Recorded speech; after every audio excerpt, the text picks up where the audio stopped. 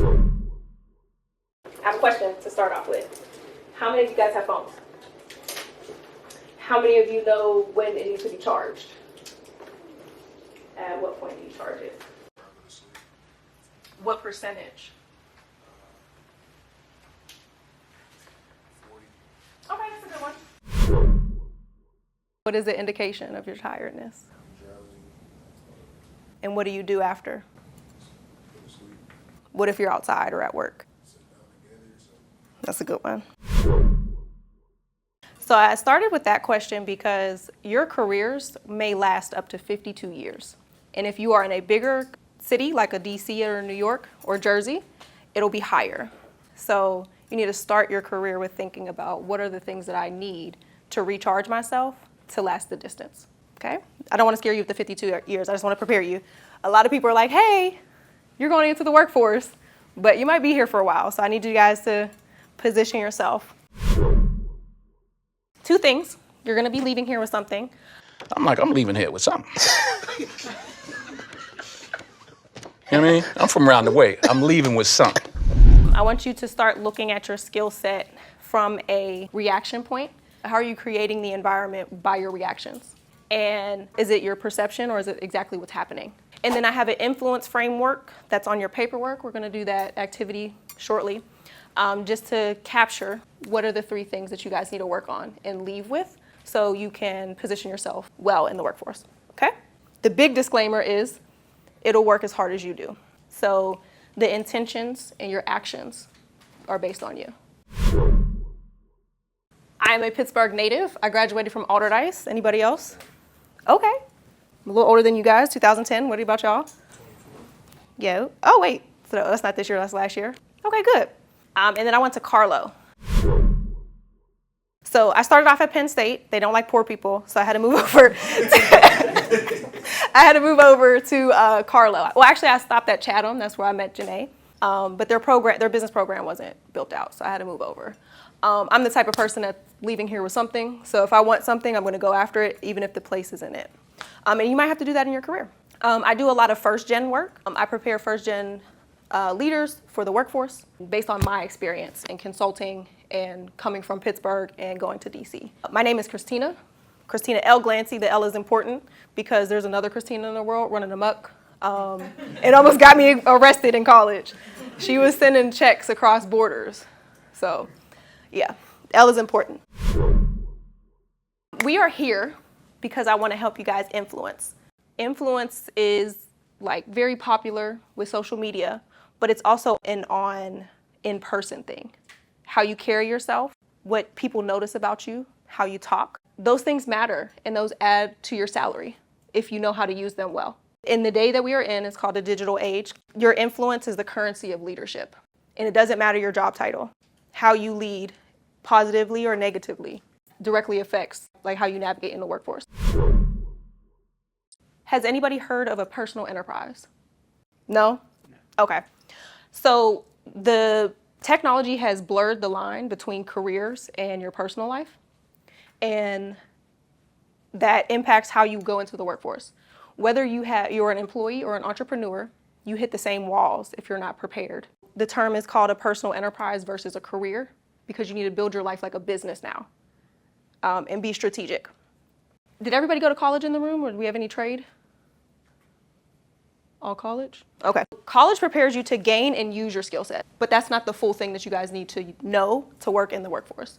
You need to learn how to protect your energy, like I told you guys about your power in the beginning, and then you also need to learn how to grow it as you scale. What gets you in your career does not keep you there. You have to use different things. I'll leave this up for a little bit for you guys to feel free to take pictures and stuff too. I will send it to you later, but if you guys need to take pictures, you can do that as well. All right, well, we'll go through on how you're going to build your enterprise. It's going to be the container of how you navigate who you are. And it's not cookie cutter. My personal enterprise looks different from yours. I like to refer to people in the workforce as high performers because a lot is required of you. And these are the type of things that you'll be building as you navigate your career.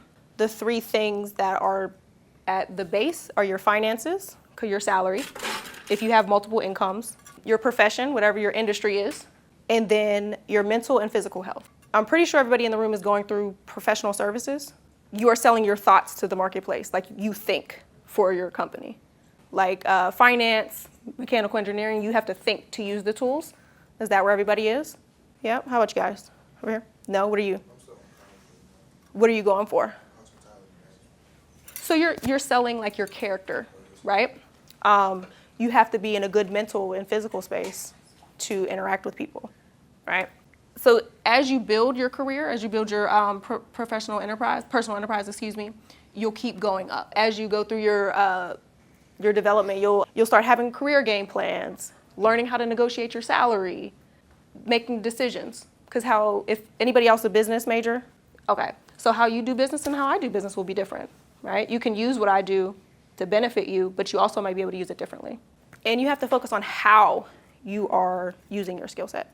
Are you doing it with joy? Are you doing a check mark? Like, are you energized? If you're an introvert, are you making sure that you have your battery charged and talking to people? Not just what you do, so away from your titles. For career planning, there are 4 phases. The first phase is you choose a path. You've already chosen your major or you are in school. That's phase 1. Phase 2 is you secure a role. So you focus all of your energy on securing. Once you get it, you change your energy to make sure that you are shaping and developing in that role. That means networking, going to events and stuff like this. And then phase 4 is you strategically place yourself. So for me, it would be I strategically place myself to be in the workshop today. I've been posting consistently, and I always make sure that I give back to Pittsburgh. I live in DC, and I work in DC, but I want to make sure that the workforce in Pittsburgh is well shaped. So I come back and make sure that I do workshops like this, but that's me strategically placing it. And Danae is one of my college associates, and we just make sure that we keep each other's name in rooms that we're both not in. It's important because when you first start and you go through this cycle, you're looking at things from the bottom up. But when you get to phase 4, you get to start looking from the top down. Okay, give me a popular street that somebody might know that's a hill. In Oakland, they call it Cardiac Hill. The hills in Pittsburgh are literally killing me. I cannot do this every single day. So this is the bottom of Cardiac Hill. When you get to phase 4, you're at the top and you see things differently, right? And you have different phases along the way. That's how you are going to navigate your career and your life at the same time. So to do that, and for you to have different, like for you to be agile in your career, you need to have a game plan. Because if you don't, you are giving somebody else the power over your life. There's a book called Essentialism that talks about the essential things as you navigate life and being a leader.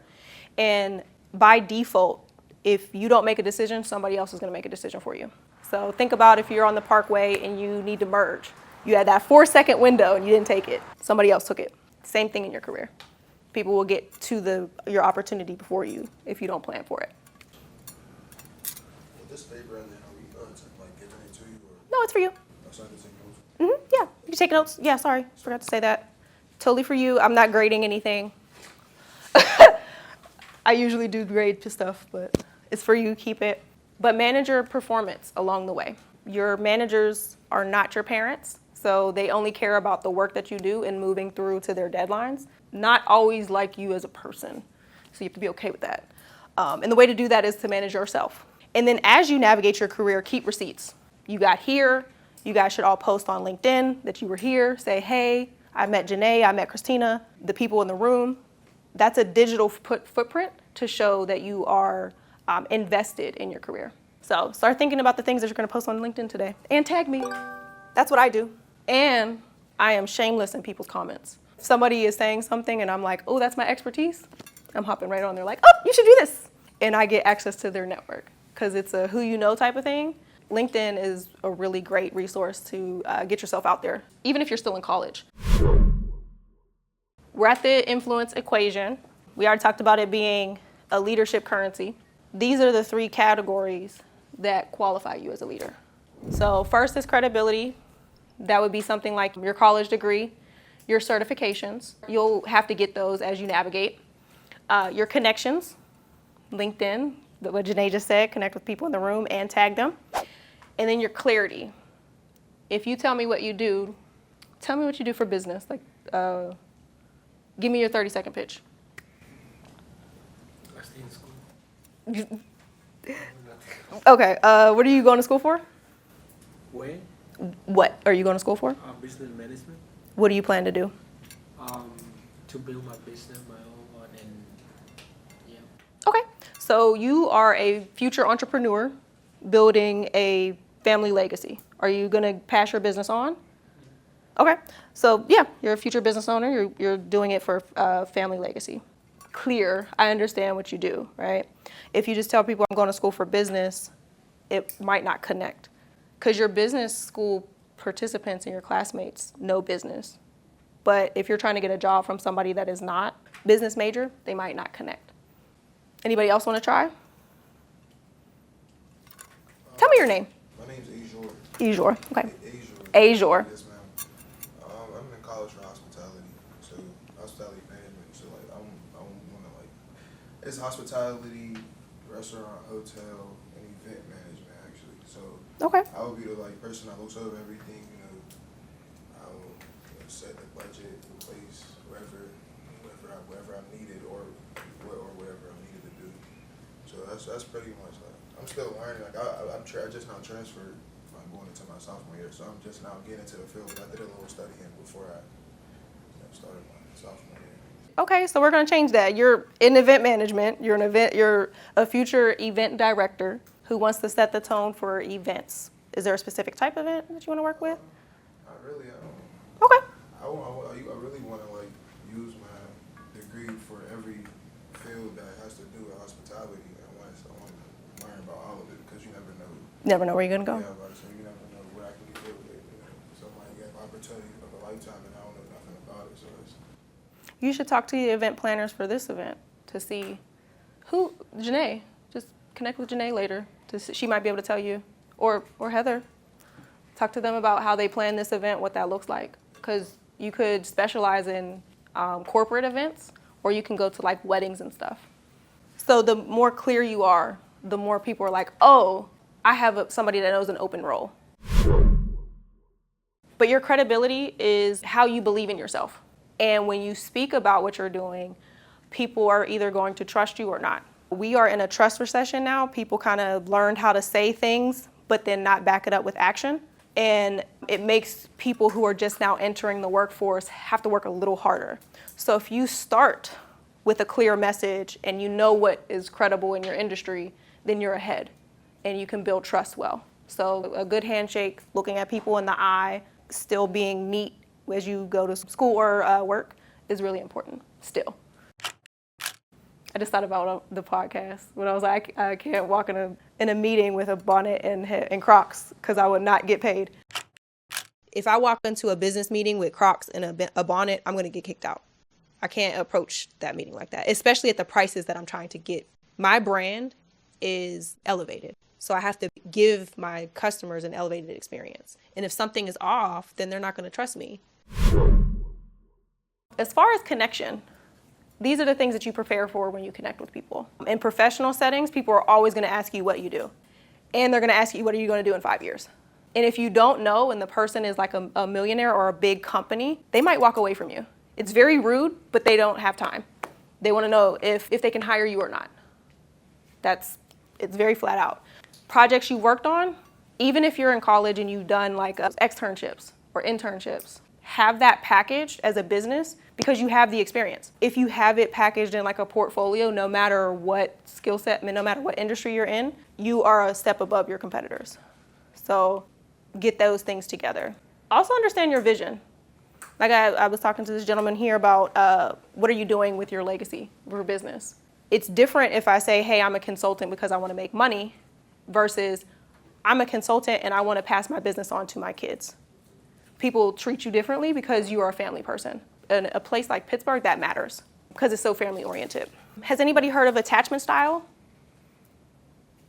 You? Anybody else? I have. Okay. Because you did a training. Okay, so Devin works with me a lot, so he's can't answer these questions. He already has the playbook. So attachment style is how you belong, how you attach to people, places, and things. You can either be avoidant. Say if you have a deadline, you'll go and be right up on it. That's avoidant. And then anxious is like, oh my gosh, I have to be there at 7 o'clock in the morning. I can't sleep. And secure is, I'm gonna walk in there confidently and I'm gonna crush it, right? The goal is for you to be secure in everything that you do. And that's what law of attraction. So if you are secure, you're gonna attract secure opportunities. But if you're anxious or avoidant, people are gonna avoid you and also be anxious. It's like a domino effect. Matter? That plays into your power. So be aware of that. That's a tab that is open as a professional. Clarity. These are some areas that will help you get clear on why you are doing what you're doing. Your North Star is like why you do everything. So for me, I'm a first gen. My favorite sister over there in the corner has sacrificed a lot for me to be here. So everything I do is to make sure that her sacrifices were not for naught. And my long-term plan is to make sure that I return the favor and bring people up like she did. I have a similar story. Good. My sister does a lot. She's a dental assistant, but I'm the youngest, so she always like did whatever we can when we were struggling, like make sure I had what I needed. Same. So. Yeah. Somehow she made $1 out of 15 cents. And I'm the first to have a high school diploma and straight off to college. If it wasn't for the Pittsburgh Promise, I wouldn't be standing here. But because my sister didn't put me into the system, I'm able to stand here today and do what I do. So that keeps me motivated. That's part of my power source. And my short-term plan is to get to as many first-gen and next-gen leaders as possible to prepare them for the workforce. What I don't want you to do is have big dreams and then realize that the workforce isn't what college prepared you for, and then you lose some of that light. So that's why I'm kind of direct, but it's more to prepare you than to hurt you.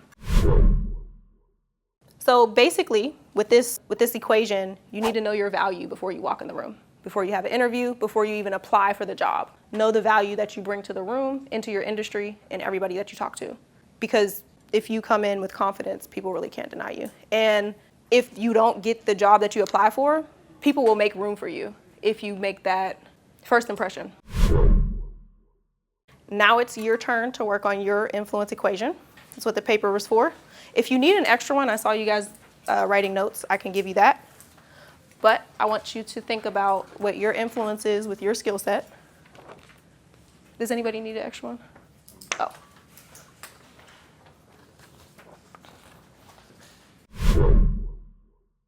This is a basic roadmap for you to gauge where your relationships are in your life. Basic is like if you don't know each other in the room, now you know each other's names because you see the name tag. All the way up to a trusted advisor. Can you call somebody and say, hey, I need a contract for $10,000. Can you make it happen? That's the spectrum that you'll be working with throughout your career. Aim for Tuesdays and Thursdays. Mondays and Fridays are always busy. People forget what they're doing on Mondays and Fridays because they're distracted. So aim for those days. All of you are influential. All of you have a skill and a way that you are leading. Find it. And make sure that's the reason why you ask for the value in number and opportunities throughout your career. Build your credibility consistently, and then these are the people in the room that you're building your lifestyles with. It's not just me, so you can connect with me, but people that are sitting next to you are the people that are in the trenches with you. They'll understand you more than I do. So make sure you strengthen those relationships. And then just make sure you keep driving your message clear as you grow, as you get new skill sets, update it like your phone updates. You start off as a business major and then you turn into I'm a business consultant. I'm a business analyst. Any questions? Dead silent. No? I don't have it. You have one? I don't have it. Okay. Did you learn something? Yes. Was it beneficial? What did you learn? Wait. I was gonna say, what's the something you're leaving with? I think we got like 2 minutes, so I got time for 2 people to tell me what they're walking away with. I really liked when you were saying that you keep people's names in rooms that they're not in. I like that a lot. Yeah. And these are the people that you'll be doing that with. So take care of those relationships. I remember you saying how you spent like stints at different schools, but you left every school with something. Mm-hmm. really like that. I think it's a lot. Yeah. Make sure you have the purpose, like stick to your purpose. If the environment is not helping you and it's taking more away, then you might need to leave it. And that's okay. I came out of Autodice like, I'm gonna be Penn State grad. It didn't happen. But it fell into its own way. And I ended up being a Carlo grad. And it taught me how to deal with people better. Penn State was bottom line. Every person is a number. Carlo is every person's a human. So take what you need to. It'll be recorded, so this is gonna go on YouTube. I wanted to make sure that I put the Pittsburgh Promise as the first one I go up after. I really resonated when you talked about owning your own value and what you bring. I Yeah. think that's super important. It is. Because if you don't create your value, someone else will. Yeah, I'm a big proponent of college, but they do churn out people to be the same. And what's going to get you the number that you want to live your lifestyle, because you're going to Jersey, so that's a high cost area, you're gonna have to know your value and on point with the people that you're talking to. Because New York men is a thing. Like their attention spans in New York is very, I know. so get your 15-second pitch together. 10. Yeah, you might need to wear a shirt like this is what I do, something. Anybody else? Building up on like personal values, I really like that how you're talking about like being confident when you walk into a room. Like me personally, I feel like I'm kind of confident, but like I don't get my words out how I'm thinking about it, and I start messing up. Me too. I think faster than I speak. So that's why a few times I was like, oh, and I had to like re-gauge. I glitched, but you're just gonna get that. So own it. Yeah. After you? One thing I told William is don't be avoidant. Like when you're avoiding, you're not really gonna get what you thought you were coming to get. But when you're outgoing and you know what you're there for, then it'll help you. Yeah. In the long run. Because think about like, if you are avoidant, people have to pull you through. And if you ever had to like pull a child through something, like you're like, dang, I don't want to do this, right? That's how it is at work. So if people have to pull you through to do the tasks, they're not going to want to work with you. And that impacts your money. It impacts your opportunity. But if you are going confident and curious, then you're able to attract the opportunities, keep getting things, and then ask your value. You guys are going into a workforce where it's value-based. So whatever you decide your value is, you ask for that. My first career negotiation, I had 8 years of experience in being a manager at the zoo and at Children's Hospital. But when I went into consulting, they said that my blue-collar level experience didn't translate. And that cost me a $10,000 negotiation. So that's why when I get to new leaders, I say, know your value before you get into your career, because the people that are telling you what their salary range is, they don't have your best interest. So make sure you know your value and make sure you get it as you navigate your workforce. Okay. I really appreciate y'all's time and attention. So thank you for coming. Thank you for having me.